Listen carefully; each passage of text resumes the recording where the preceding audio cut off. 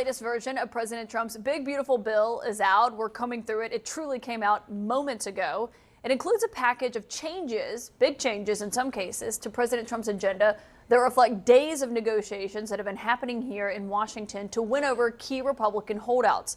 Tonight, we are watching this crucial gamble play out as Speaker Mike Johnson, is promising a vote on this tonight. There was even a White House intervention this afternoon where the president fought to convince a group of Republican hardliners to vote yes, to commit to it. You can see them in between this tree coming into the White House. It's still not clear that he has the votes, but Speaker Johnson has told my colleague Manu Raju the plan is a go. The plan is to move forward as we expected. That was a very productive meeting at the White House. I think we're in a very good place. I think that all of our colleagues here will really like this final product, and I think we're going to move forward. We will all be surprised. There's not much changing here because the underlying product we thought was so well done. Now, a reminder, Speaker Johnson can only afford to lose 3 Republican votes. Congressman Thomas Massie is already a pretty unpersuadable no, as some might put it, as key holdouts in the Freedom Caucus aren't at a yes either. I don't think it can be done today. I mean, the runway is short today. We're going to work with the president today. We're going to work with our colleagues to deliver, but there's a long way to go. There's some kind of belief in Washington, D.C. that once today comes and goes, that this cannot be fixed. This is a completely arbitrary deadline set by people here to force people into a corner to make bad decisions. My source tonight is the last voice you heard there. Republican Congressman Scott Perry met with President Trump today, and he joins me now, and it's great to have you here, sir. I know these changes are just coming out moments ago. Are you happy with what you see in these changes?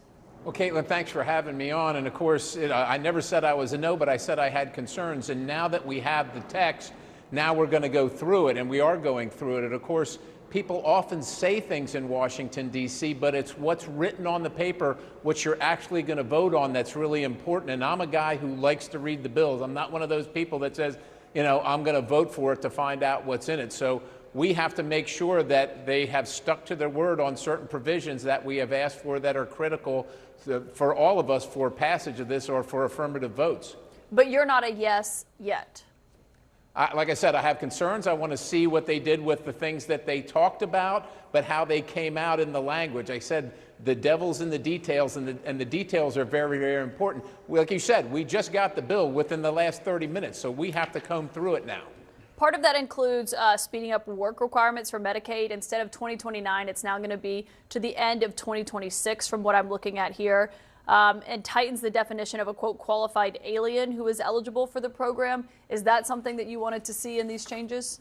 Well, we do want to see some tightening up of Medicaid. Unfortunately, the vulnerable population in Pennsylvania and across the country is waiting in line while people that really don't qualify for Medicaid as we know it are actually taking up the subsidies. They get 7 times the amount of a subsidy from the federal government than people that traditionally qualified. That's unfair, and so we're trying to work those details out, and that's part of that. What happened inside the White House meeting today? How would you describe how that went? Well, I'm careful to characterize our conversations with the president because we want to be able to have those conversations in confidence. So I look at those numbers, and I think to myself, how in the world did they win working class voters? Yeah. And what are they going to tell working class voters about their big, beautiful bill come midterms? Yeah. I mean, listen, they won working class voters by saying, we see you. We're going to work with you because we know cost of living is out of reach. A recent study said a majority of families, 60%, can't afford the basics, housing, groceries, childcare. But then they turn around and betray their own voters. They betray the people that live in the districts that they represent. And what we have is a bill that is almost like it's constructed by cartoon villains because it is taking away health care for nearly 14 million Americans. It is the biggest cut to food programs we've ever seen, could impact 42 million people. And all for what? To have a tax cut that is so large for the very, very wealthiest, making the winner's circle so small in this country. And the added kicker, which you just mentioned, and then they put trillions on the credit card for future generations to pay. At a time when Moody's is already bringing down our credit score. That's right. Yeah, our credit ain't what it used to be. Right? It isn't what it used to be. With this crew in charge. And to your point, Representative Clark, you've got the Congressional Budget Office analysis of this agenda bill, this big, beautiful bill, tells us $267 billion will be spent less in the federal spending for SNAP, $698 billion less in federal subsidies for Medicaid changes, to your point, and to your other point, $2.3 trillion increase in the deficit over 10 years. CBO also notes that the increase in the deficit would trigger $500 billion in automatic cuts to Medicare starting next year. Exactly. So it's the way, folks, the way our system works, the way this whole thing is designed is that when Congress acts, and it acts in a way, as you know, Simone, having served in the White House, when it acts in a way that puts pressure on the system will self-correct. They're automatic cuts that kick in because those have been in place for a long time. Talk about what that aspect of this, which is not focused on a lot, that will also have a major impact. You know, this is part of the problem when you have a bill that is created in a solely partisan manner and is being adopted and changed. We don't even know, as we are talking right now, exactly what we could be voting on tonight because they still don't have their bill in front of the Rules Committee. So we've been meeting since 1 a.m., but we're still operating, waiting for our Republican colleagues to settle their own inner fight and come to us with what their plans are for the American people. But what we do know is the president was at the Capitol yesterday, 24 hours ago, and said, we will not touch Medicare. $500 billion later, we are also about to devastate Medicare. So there is nothing that is off limits. Nothing off limits in order to have these tax cuts. And it is when you add into it the Moody's rating, because it is families at home that are going to have to bear these interest rates, and then the tariffs that are put on top of that. Back to school shopping for young children, where the cost of cribs and shoes and clothes and car seats. And the things you carry babies in. A stroller for the president. You They are those things on wheels. Just going to go through the roof. And we already know people are not making it. Why are they doing this? There are very few little things I agree with some of my Republican friends on. I think that the Republican legislators, they're smart folks.